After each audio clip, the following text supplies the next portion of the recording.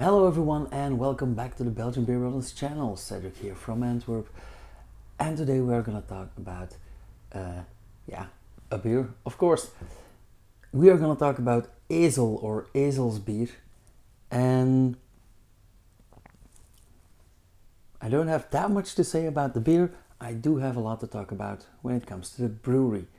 This brewery is one of those Flemish breweries that has a history of 5 generations of family brewing. Also, in this story, you'll notice that this brewery actually had more names than Prince has had. The story all begins in the late 19th century, to be specific, in 1894. A farmer and a beer lover named Adolf de Brabandere decides to start a brewery on his estate. In September, he writes a letter to the community, or the municipality actually, with the request to build a brewery on his estate, Hof ter Kouteren, a farm in Bavikhoven. Permission is granted, and with this permit he starts building, and in 1895 he starts brewing with his son Joseph. They actually built a small brew house with some copper kettles, and they only have an even just a small courtyard, not even with a shed, for logistics and for storage of ingredients like malts. They start brewing, and apparently they're doing something right. And a few years later, in 1909, Joseph takes over. He immediately changes the name to St. Antonius or St. Anthony's Brewery. Actually, I have no idea why, because there are 2 St. Anthony's and they are patron saints of bakers and butchers and I believe sugar refiners and stuff. But I see no link with beer, so beats me. Now, of course, 1909, you'll feel this coming as as I told you guys in many history lessons, World War One is about to happen. Now, they were lucky, there were no brewing activities during the war, but the brewery wasn't entirely destroyed or anything. So after the First World War, they actually had a pretty quick startup again. As I said, in 1909 Joseph took over, but 20 years later, in 1929, unfortunately Joseph passes away. Now, he has children, he had 2 sons and a daughter, I believe, but they are all too young to take over the brewery. So, his widow actually does.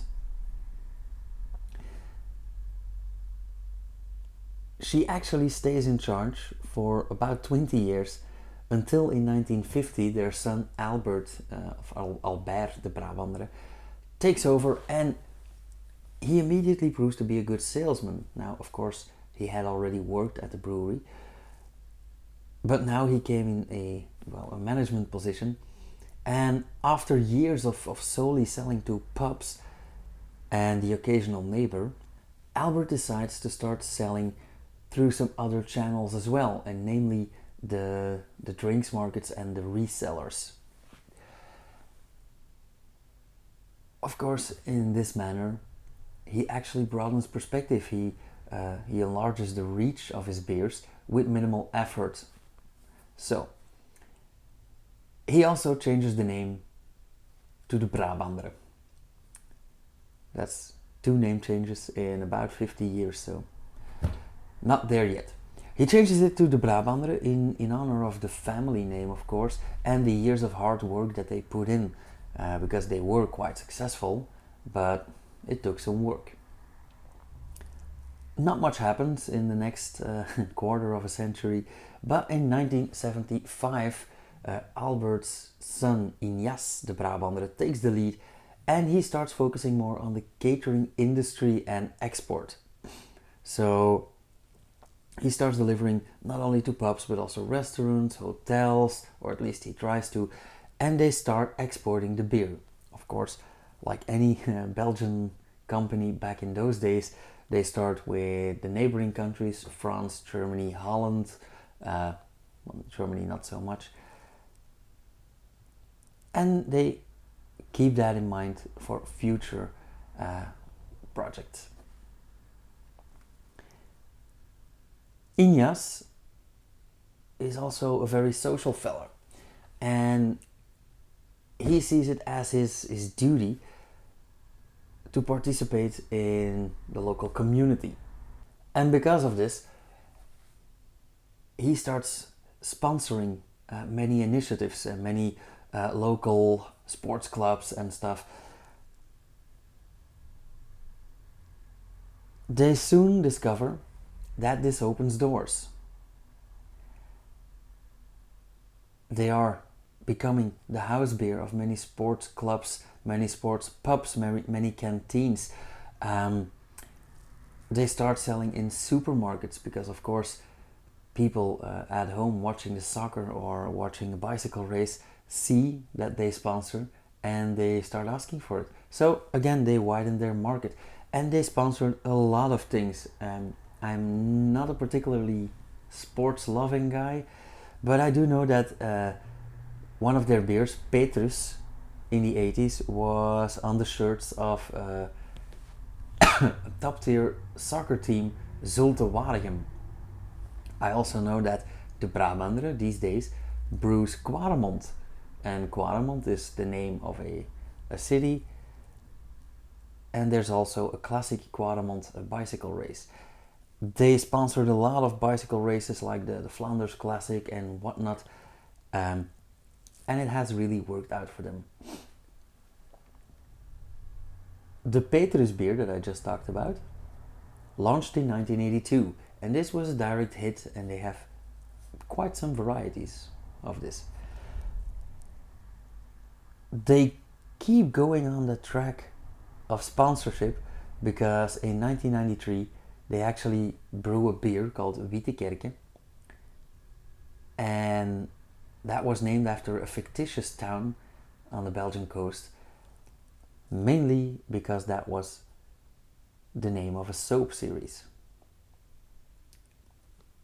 So they sponsored a TV series, and they actually kept going.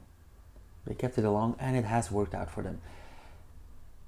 In 1990, they decided to separate the brewery from the rest of the family's activities, mostly pubs actually, and they changed the name again, this time to Bavik. And you will know Bavik from the Bavik Super Pils, which I think last year or 2 years ago won the prize of world's best Pilsner beer. And with reason. I mean, this is an awesome Pilsner beer. Fantastic. So again, a name change. Spoiler alert, in 2013, Albert de Brabandere, so the 5th generation, swoops in, and in 2014 the name is changed back to de Brabandere. Then in 2017, Albert becomes the CEO of the company, so he's the 5th generation, big kahuna, the boss. And he starts investing heavily in upscaling, mainly capacity. They already stored in bottles and in kegs. They start a canning line as well. They upscale the brewing capacity to about 500,000 hectoliters per year, which is huge. However, their current production is at about 200,000 hectoliters. Bear in mind that during COVID times, during the lockdowns here in Belgium, they lost about 30% of their production. But yeah, I bet that they'll grow again. And in 2022, they actually decided to discontinue another branch of the brewery, or of the company actually. Namely, they discontinued water and sodas, because they also made and sold water and sodas. So they abandoned the whole water and soda idea and they focused 100% on beer right now. They currently have a little over 100 employees. As I said, they produce about 200,000 hectoliters a year, which is quite a bit. And I believe they export to around 55 countries. Now, to put in perspective that 200,000 hectoliters a year, I believe last week or 2 weeks ago I talked about Duvel Moortjet brewing in their main brewery in Brabandere between 1 million and 1.2 million hectoliters. And that is the largest brewery in Belgium, not counting the AB InBev conglomerate. So these guys are brewing about 15 to 20% of the largest competitor. So yeah, that's really not bad. The beer that we're talking about is called Ezel, or Ezel's beer. An ezel, you might recognize easel, like in a painter's easel. Ezel means donkey. Donkey is a nickname, oftentimes for a dumb or clumsy person. But to me and to them, that's not entirely true. Because an ezel, a donkey, actually stands for being smart, being stubborn, and having perseverance. A donkey is actually a very smart animal. And I actually don't really know why we call dumb people donkeys. Probably some historic etymology and I forgot to look it up. But hey, Ezel's beer is actually not entirely the Brabandere beer. Well, it is, of course. They brew it, they made the recipe, but they brewed this for the first time in 2015 at the request of the Orde van de Ezel, the Order of the Donkey. And the Order of the Donkey is a cultural preservation group in Kuurne, another municipality not far from Bavik, or Bavikhoven. And they mainly focus on spreading the name and preserving the history of Kuurne. Now let's see what the bottle has to tell us. I love this label, absolutely lovely, just plain black and gold, for the Dropkick Murphys fans there. Black and gold, a donkey's head on it. Their tagline is as stubborn as a donkey. They have another tagline, the best beer on the market. Not so sure about that, but hey. Let's see. Ezel is in Flanders a nickname for certain people or even complete communities. For example, the people from this neighborhood. Ezel, or donkey, became a symbol for patient but stubborn perseverance, conscious of their own quality. And so this beer, brewed with lovely ingredients from the highest quality, soft in taste, but sturdy in character. Pour this blonde, fresh and cold, and cheers. And then the same in French. Okay. I can see here ingredients: water, malted barley, hops, sugar, and spices.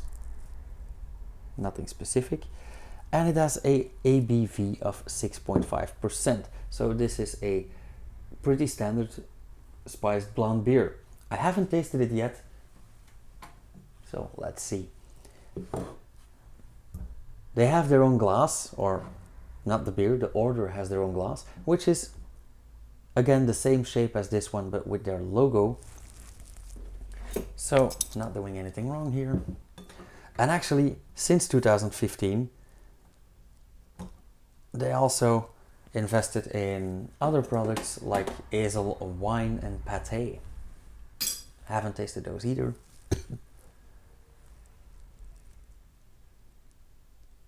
Okay. Smells yeasty, slightly spicy. Actually smells like a pretty standard triple.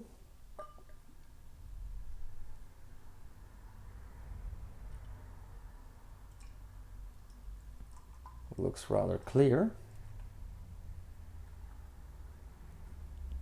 That lovely carbon dioxide swirl in there.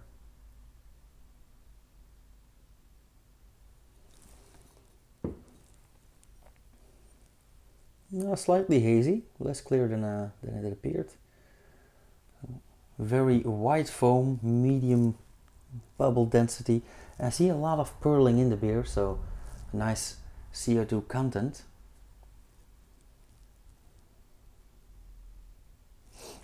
And with this larger surface area, I actually get more, maybe a bit more of the spices, although I couldn't specify which ones.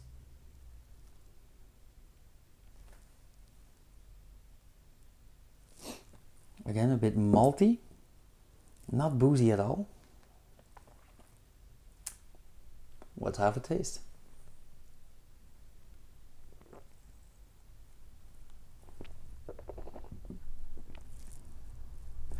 Ooh, this is actually quite nice.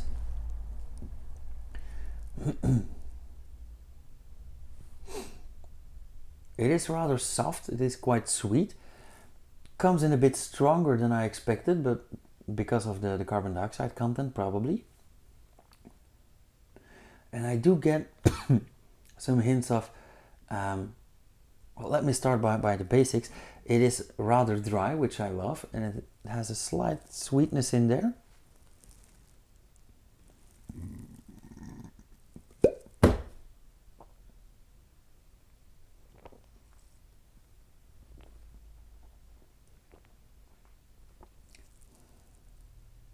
Yeah, so rather dry. This could be a perfect marriage between a triple and a saison, actually. A bit yeasty, and I do get some hints of pepper in there. Like some plain black pepper.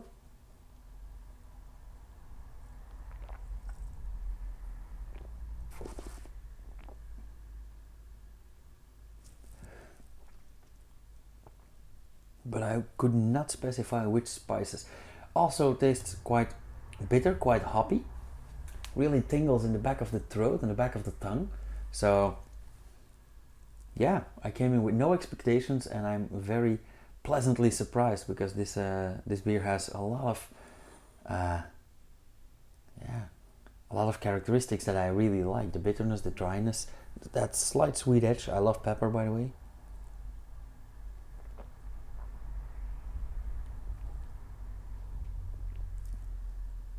Okay.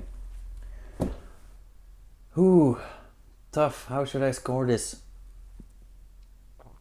I actually think that I am gonna score this a 7.5 out of 10.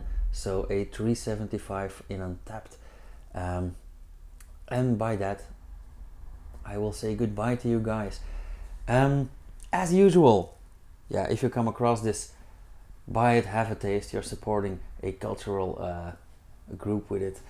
And again, as usual, thank you so much for watching. I am still very humbled by all of you people that keep tuning in. Thank you for the new subscribers. If you want to see more, yeah, subscribe as well. Hit the bell icon and you'll get notifications. And if you have any questions, inquiries, anything, let me know in the comments. And I will see you guys in a few days with another beer. Cheers.